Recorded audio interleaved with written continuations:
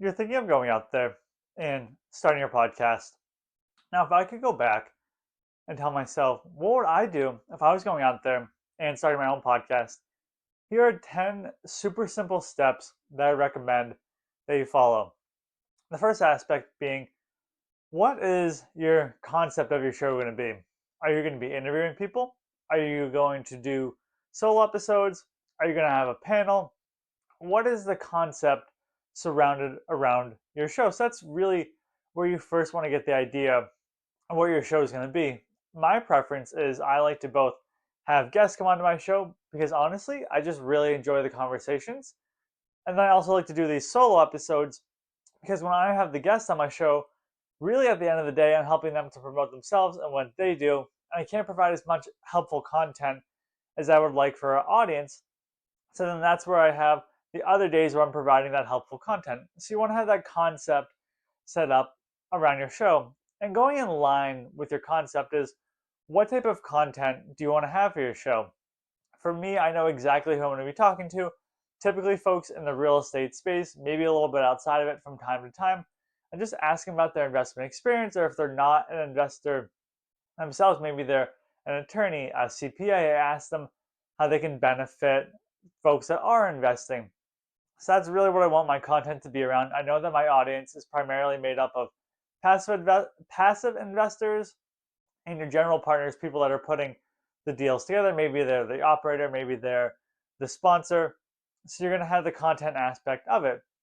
On the flip side, I have these helpful videos that I like to put out, similar to what you're watching today. If you're listening to it on the podcast, and I just like to provide as much helpful content that I can, and that's part of the content strategy that I have for this podcast. So you want to map out, okay, like what do I want to talk about on this podcast? Do I want to have people on my podcast? You sort of want to just get this down before you even launch your podcast because it's just going to make it so much easier. You're going to know exactly who you're going to want to talk to and who you're going to want to have come onto your podcast if you want to have anyone come on your podcast at all. Next, you want to come up with the name of your podcast. Is it something super simple? Is it maybe your name? Is it the name of your brand? A lot of the times, folks, they have the name of themselves on the podcast. For my podcast, as an example, it's the REI Marketing Secrets podcast. So, it's going to be talking about real estate investing marketing secrets or real estate investor marketing secrets, depending on how you look at it. I can think of the Bedros Keuilian show. I believe Nick Barra's his podcast is his name. It could just be your name. It could be the name of your company. Honestly, I really wouldn't overthink the name of it too much because in the beginning, as you're growing your show, it's probably going to be small and not too many people are going to know about it. So you can always go back and switch up the name of your show. After that, you want to figure out the branding aspect of it. And when it comes to branding, I always recommend just keeping the colors concise of the cover art, similar to what you already have on your brand. And it really doesn't need to be that expensive to have a cover art or cover image. And what I mean by that is if you see a podcast, you always see like the nice square photo there. That's going to be your cover image. That's going to be your cover art. That's what people are going to see when they click on your podcast. You can go on Upwork. You can go on Fiverr. You can even use Canva for yourself as well to develop that cover image. Again, doesn't have to be super costly or anything like that. So I recommend getting that cover image set up for your show. And then you want to make sure you have the equipment ready to go. And there's any different pieces of equipment that you can have. But first and foremost, you need to have a good quality podcast microphone. I use the Blue Yeti. I've used the Blue Snowball. I use anything by Audio Technica. It's going to run you around $50, $100, and then obviously even way more than that.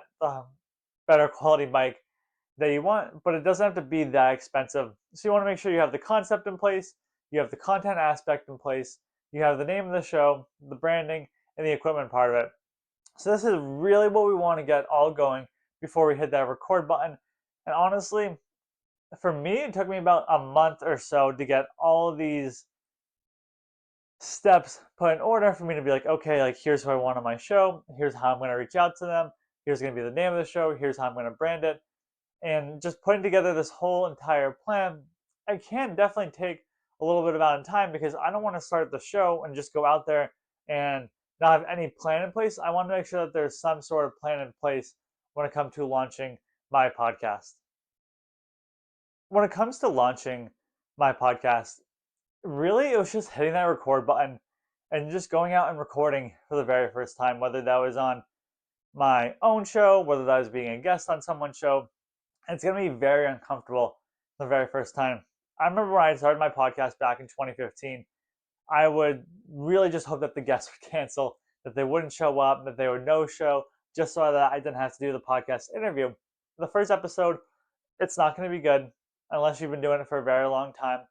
Even now, when I got back into the podcasting game after taking some time off and launching my own show, it still took me a little while to get my bearings down. I know that the episode was going to be a little rough, but obviously, the more times that you do it, the easier it's going to become. So that first time is definitely going to be very rough when you record that first podcast episode. But really, just go out there and record it. Now, once you have recorded that podcast episode, you want to make sure you edit the episode. If you have a guest on your show, you want to make sure that you normalize audio levels. And what that is let's say I'm talking loud and the guest is talking quiet, that we're going to have the same speech volume so that someone's not listening to it in the car. And when I'm talking, they have to turn the volume up, and when the guest's talking, they have to turn the volume down. People are going to want to stick around for that type of podcast. Maybe you have an intro, maybe you have an outro, maybe you have an ad in it. For me, I just like throwing an ad in from our own company. I don't promote anyone else's products at this current place in time. I just promote our own company within the podcast. So if you want to have that, but you just want to make sure that it's edited, because people, no matter how good the content is, people aren't going to listen to a podcast if the audio quality is not good. They're just going to go off and they're going to go out and find another podcast. Now, you've recorded the podcast, you've edited the podcast. Really, at that point, it's just publishing the podcast. There's a couple of different ways that you can go about it. You want to use a hosting platform. I personally have used Libsyn and I've used Buzzsprout. Either one, each of them are good. I preferably right now use Buzzsprout over Libsyn. I think it's a little bit easier to use, just the functionality, the way that it's laid out. But again, I don't have a 100% preference on either one. Both of them have been great to work with. And that's how you're going to publish your podcast. And when you're publishing your podcast, this is step 9, is you're going to submit it to directories. Directories are basically like iTunes and Spotify and the other places that people would be able to listen to your podcast. And it's through these hosting platforms, Libsyn and Buzzsprout, where you can automatically submit, not to get too technical, but your RSS feed out to these directories that I had mentioned.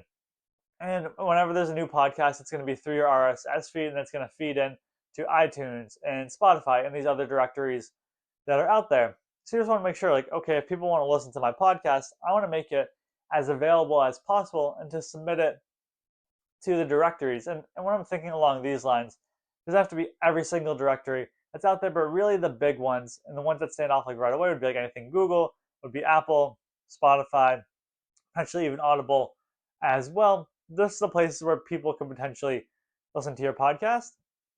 And really the last step of getting your podcast ready to launch is promoting your podcast. How are you going to promote your podcast? How often are you going to promote your podcast? What does that look like? So you want to make sure you have some sort of plan in place. And I found that promoting the podcast, that's what took me the most amount of time when it came to building out the show. I was like, okay, I have this 30, 45-minute interview. How am I going to promote the interview? Okay, this is what I want it to look like. Am I going to do clips for just LinkedIn? Or am I going to do clips for YouTube Shorts? Am I going to do an email for the guest? Am I going to do any static posts from the interview? So I spent another couple of weeks just figuring out, like, okay, here's what I want to do. And then for me personally, it was working with our team to put in place these different aspects to promote our podcast, because I knew that I couldn't do it all alone, or else I would spend all day editing the show. So there's that aspect of it, as well as making sure that you have that plan in place to promote your podcast. But those are really all the 10 steps that you need to know to get started to really launch your podcast. And again, it might sound simple, it might sound overwhelming. For me, honestly, it took me about 2 months worth of planning and to just get everything down. And then it was starting to record the episodes with the guests. So it can definitely take a 2 to 3 month launch plan. So I don't want you to have the expectation like, yes, I'm going to do it today and get it all done. Yeah, it's definitely possible, but I would feel overwhelmed because there is a ton that goes into starting and launching your own podcast.